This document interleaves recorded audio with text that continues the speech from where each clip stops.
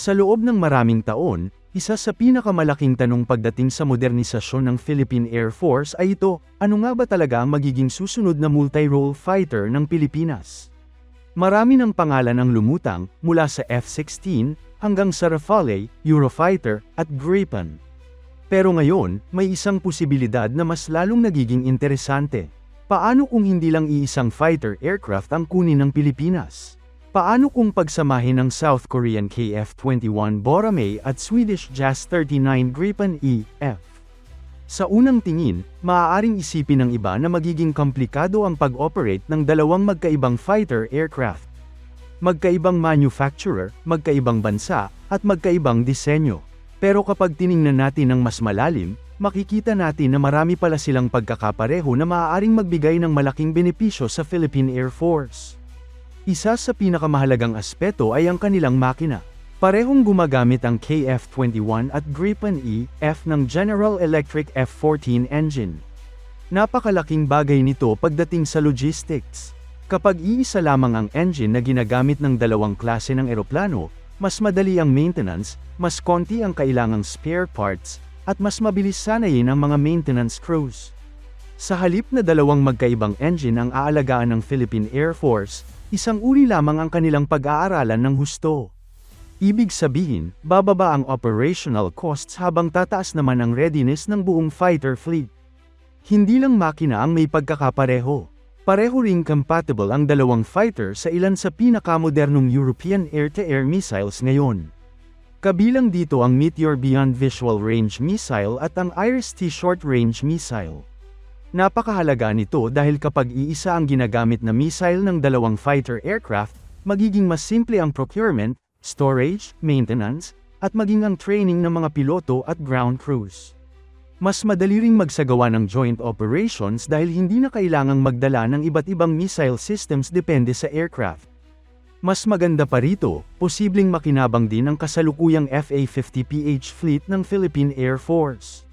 Noong 2024, lumagda ang KAI at DIL Defense ng Memorandum of Understanding para sa integration ng IRIS-T missile sa parehong KF-21 at FA-50. Kung maisa sa katuparan nito hanggang sa Philippine Air Force, posible nating makita sa hinaharap na parehong gumagamit ng IRIS-T ang FA-50, Gripen, at KF-21. Ibig sabihin, mas magkakaroon ng standardization sa buong fighter force ng bansa. Habang unti-unting lumilipat ang Philippine Air Force mula sa light fighter capability patungo sa tunay na multi-role fighter force, napakalaking tulong ng ganitong compatibility upang maging mas madali ang transition. Ngayon naman, pag-usapan natin ang magiging papel ng bawat fighter. Hindi naman kinakailangang pareho ang kanilang trabaho. Sa katunayan, mas magiging epektibo sila kung magkaiba ang pangunahing mission nila.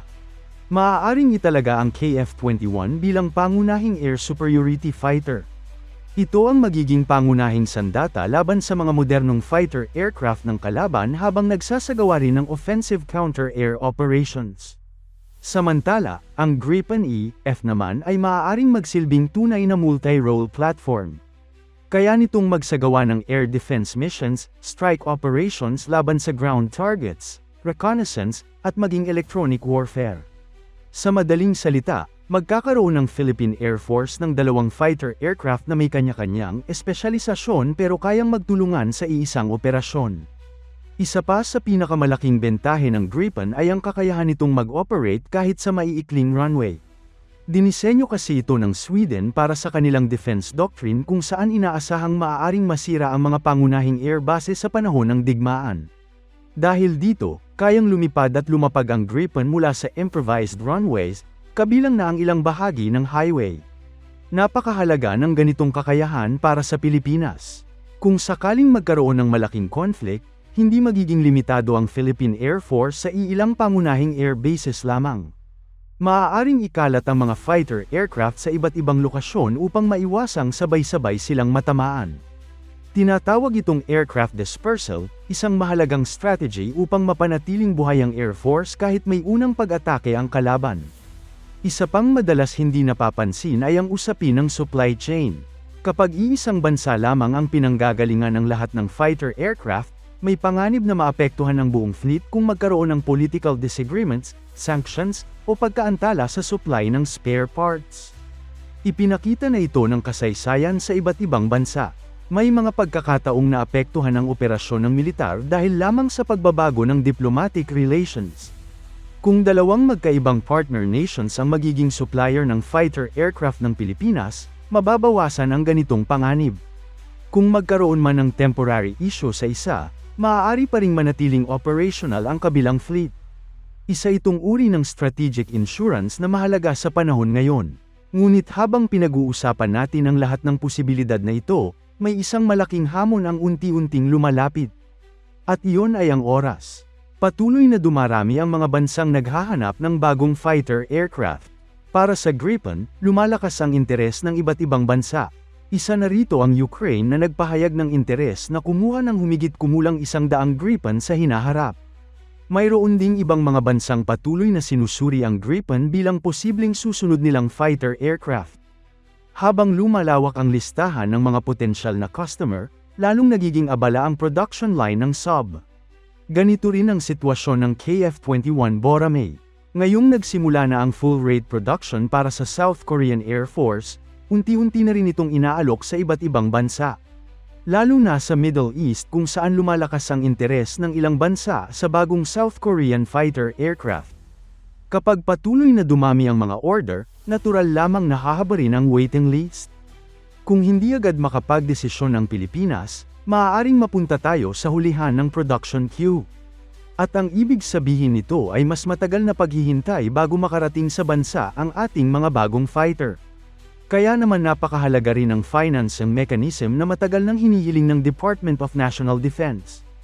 Hindi sapat na gusto lamang bumili ng fighter aircraft.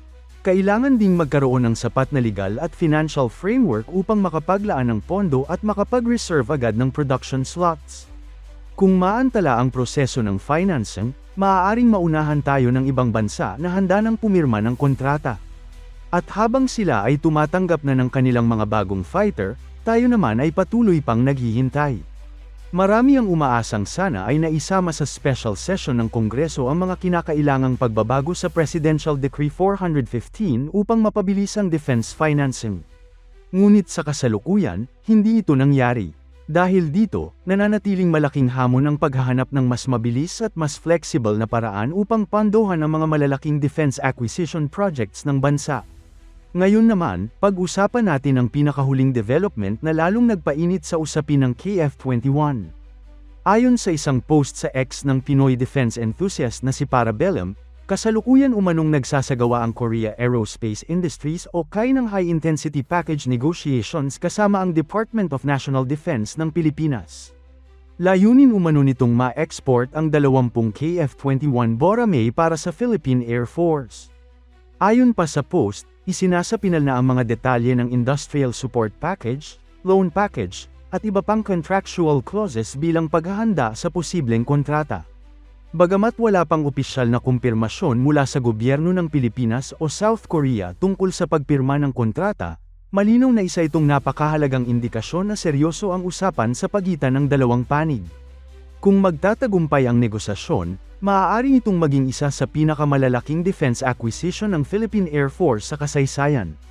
At kung sakaling may sama pa sa hinaharap ang Gripen bilang karagdagang multi-role fighter, posibleng mabuo ang isang balanced fighter force na may modernong air superiority capability, flexible multi-role operations, standardized weapons, common engine logistics, at mas matatag na supply chain. Sa huli, hindi lang simpleng pagpili ng fighter aircraft ang usapin. Ito ay tungkol sa pagbuo ng isang modernong air force na handang protektahan ang himpapawid ng Pilipinas sa loob ng maraming dekada.